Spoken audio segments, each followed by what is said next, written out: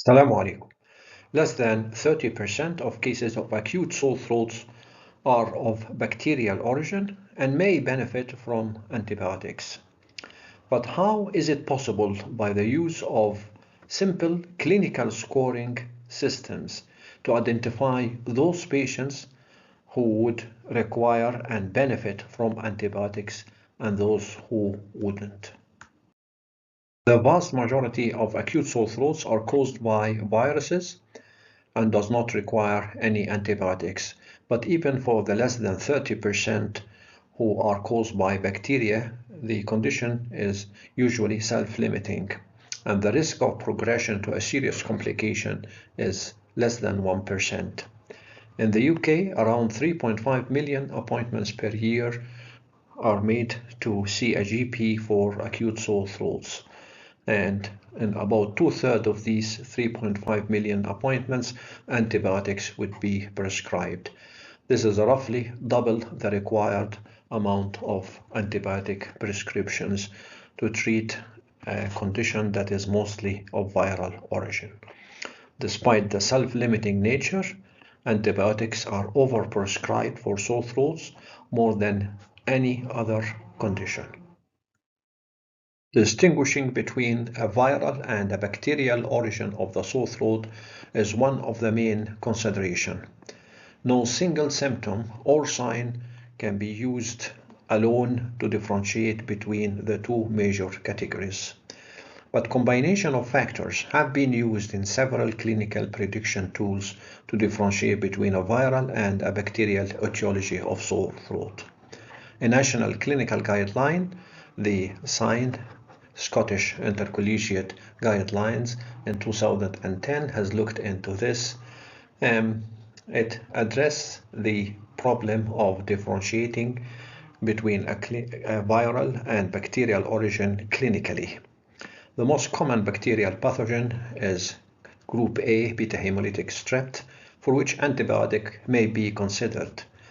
Several studies were done to differentiate between the group A beta hemolytic strep and viral etiologies, and when these were combined in a systematic review, it has shown by one of the scoring system that it can be useful using a scoring system to assess the risk level for an individual of having a group A beta hemolytic strep and accordingly to prescribe antibiotic or not. Now let's consider this example. Say if you have 100 consecutive cases of acute sore throat. You know that roughly 25% of those 100 patients would have a group A beta hemolytic strep, and those are the patients that would require or benefit from the antibiotics.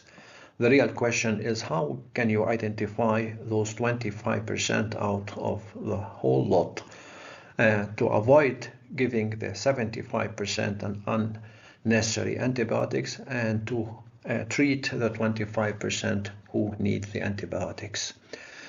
There will be some true negative cases and some true positive cases, but there will also be some false negative and some false positive cases.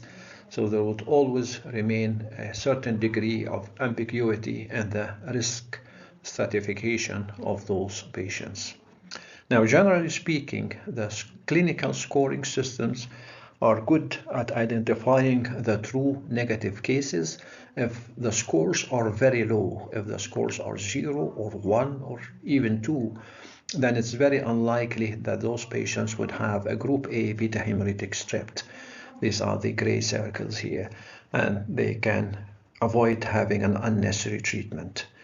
The efficacy of the scoring systems is less in identifying the true positive, but it's even less in identifying the other group of patients with the yellow and red circles who are either false negative or false positive.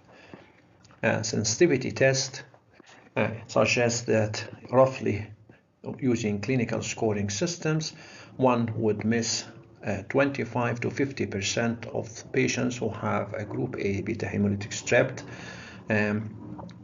as false negative. Those patients may have benefited from antibiotics, but the test had indicated, the scoring system had indicated that they are free.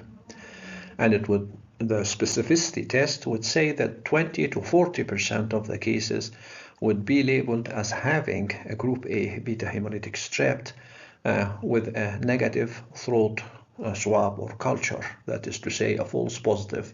Those patients would have antibiotics unnecessary, in contrast to the red circles who would not have antibiotics when they actually need it.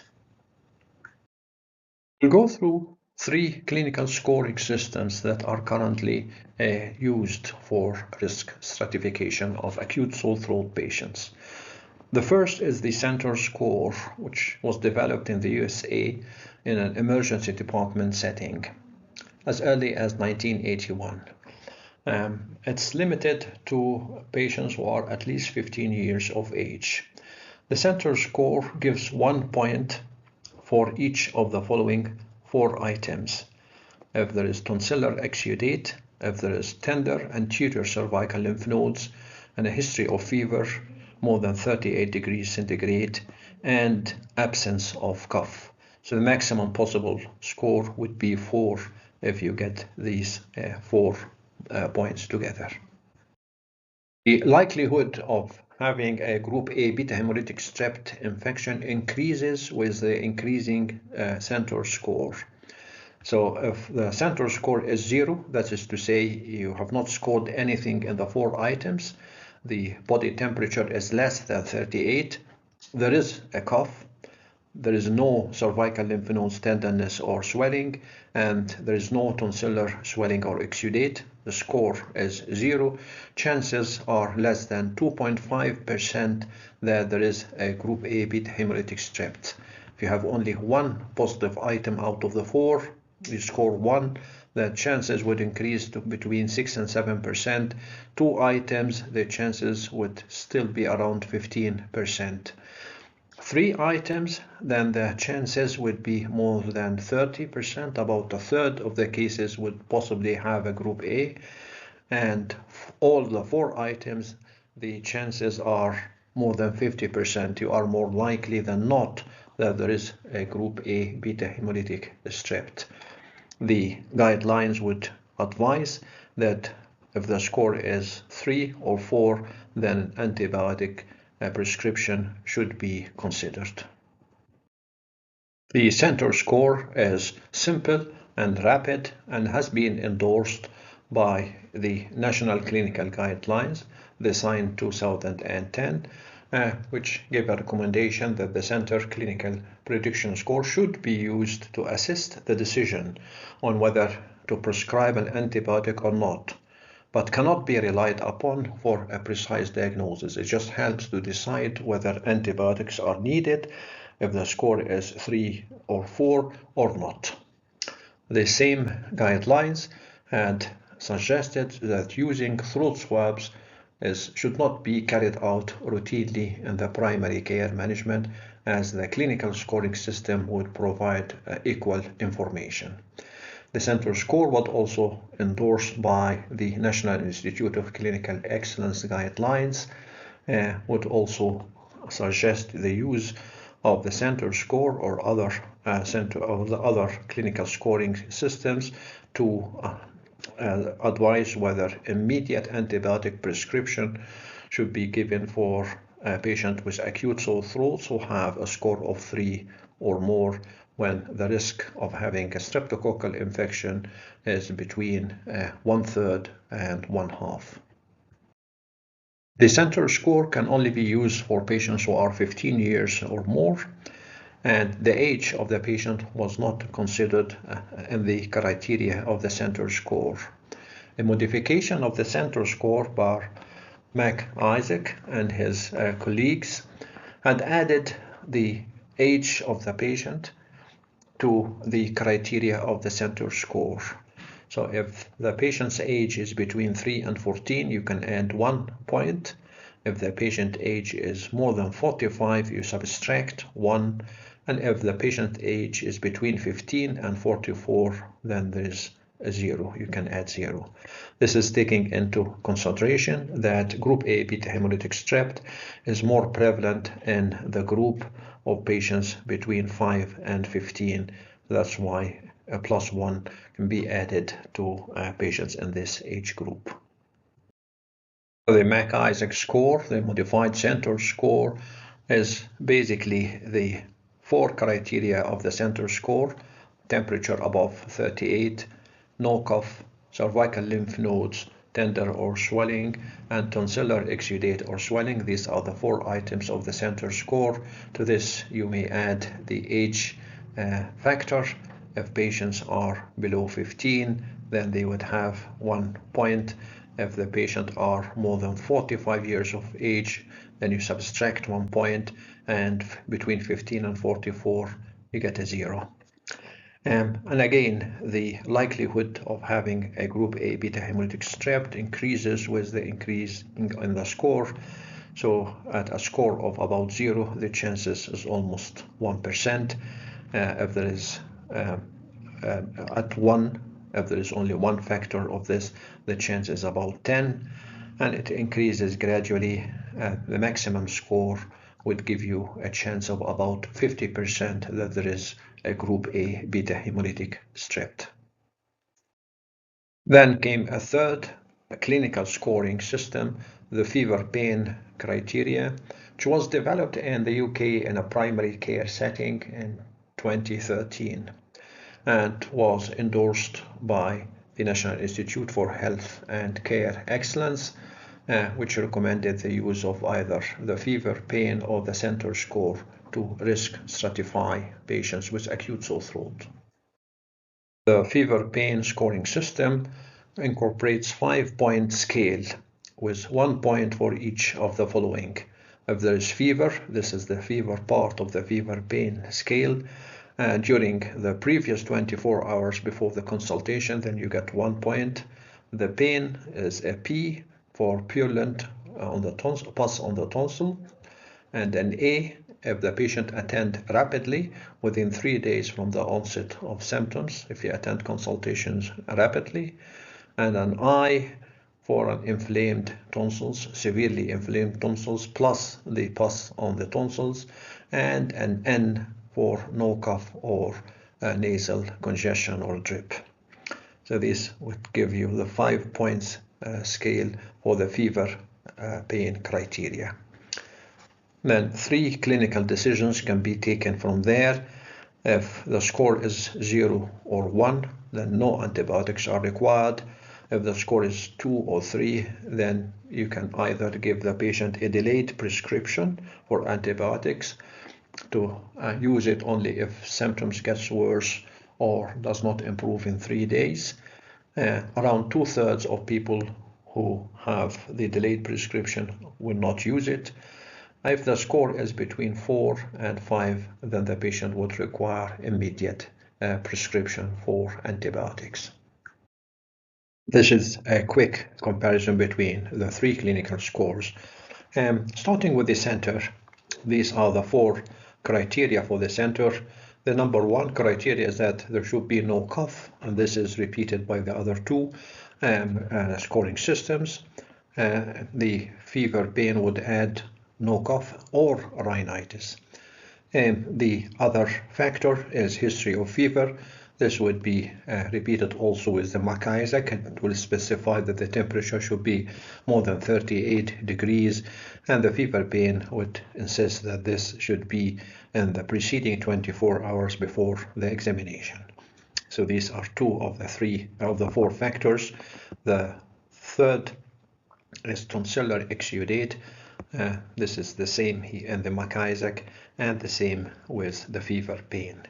Now, the anterior cervical lymph node swelling or tenderness is also mirrored in the McIsaac, but it's not included in the FeverPAIN. The FeverPAIN, on the other hand, has 2 other factors.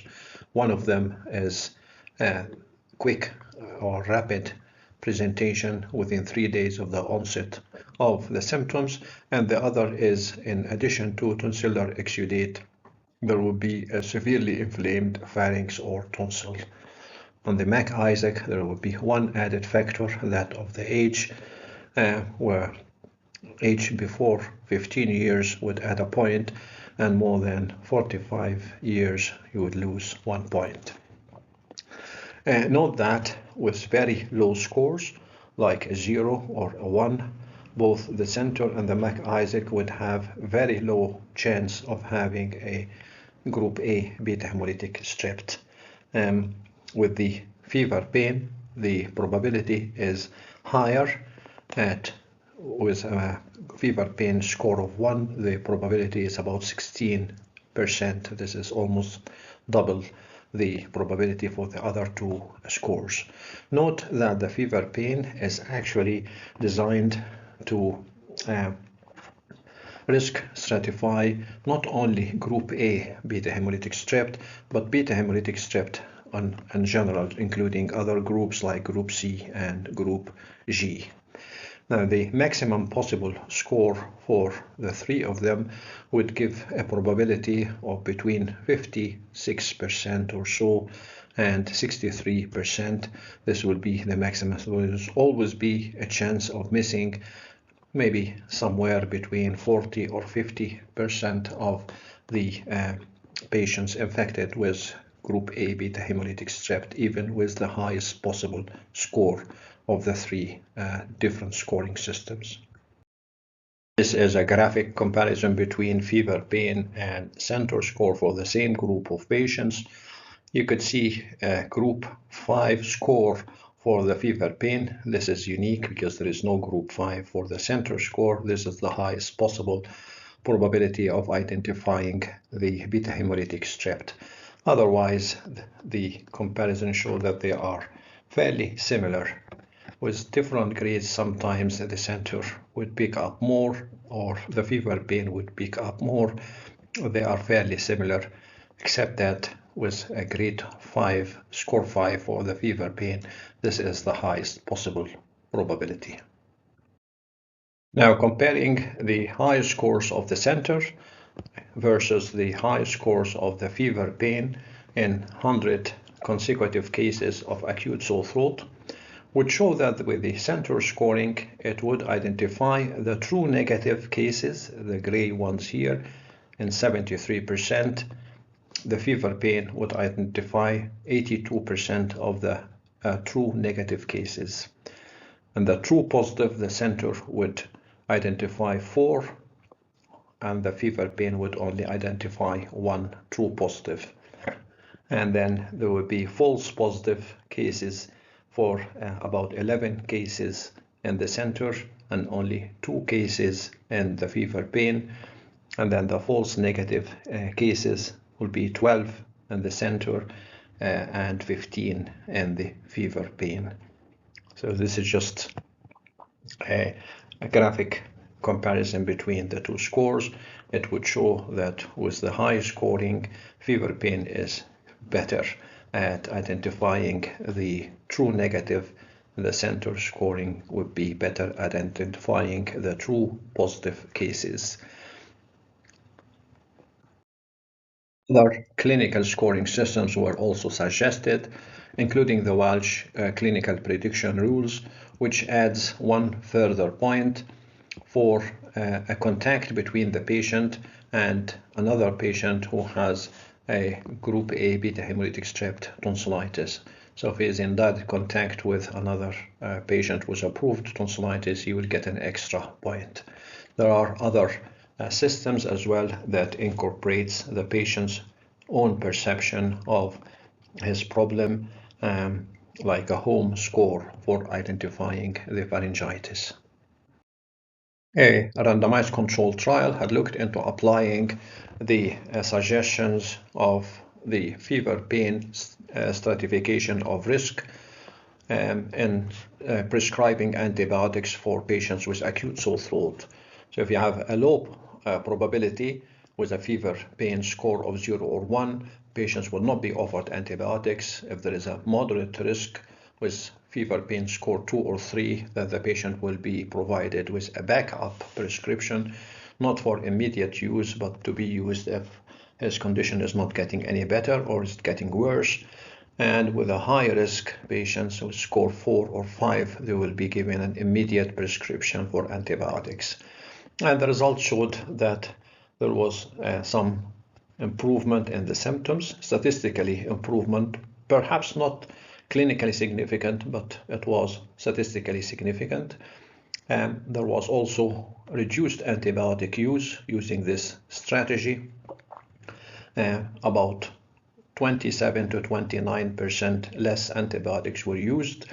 The additional use of other ways to identify patients who have a group A beta hemolytic strep, like for example rapid antigen tests, was not necessary. The clinical scoring test actually showed the same amount of information gained with the application of other tests like the rapid antigen test for group A beta hemolytic strep patients. And based on the results of this randomized controlled trial, the NICE 2023 advice was to use the antibiotics strategy as such. If the FeverPAIN score of 0 or 1 or the Centor score of 0, 1, and 2, then there is low risk and patients are unlikely to benefit from the antibiotic. The low risk is below 20%, so there is no need for antibiotics. Patients should be offered advice on self-care and to come back if the condition is getting any worse. With a medium risk of between 30 and 50% of having a group A beta hemolytic strep, this is a FeverPAIN score of 2 or 3, then the patient will be given a backup prescription, and with a high risk, either FeverPAIN 4 or 5 or Centor score 3 and 4, then the patient will be given the immediate prescription for antibiotic. It also suggested, the NICE 2023, that other factors should be taken into account, like the possible complications of untreated strep hemolytic group A, particularly in areas where, for example, non-suppurative complications like rheumatic fever is quite high, the rates are quite high. And finally, what are the probabilities of developing complications following acute sore throat caused by beta hemolytic strep for patients who has been either treated or not treated with antibiotics? If the patients have been treated with antibiotics, the probability of developing a suppurative or a non-suppurative complication of group A beta hemolytic strep is about 1.3%. This would increase marginally to 1.5% if the patient has not been treated with antibiotics. The probability of developing a non-suppurative complication like rheumatic fever is quite low in the Western societies at about 1 in 10,000. The probability of having an adverse effect of penicillin is about 2%, and the probability of developing penicillin-induced anaphylaxis is quite low at 1 in 10,000. By this, we come to the end of this presentation on clinical scoring systems for acute sore throat who would need antibiotics. Assalamu alaikum.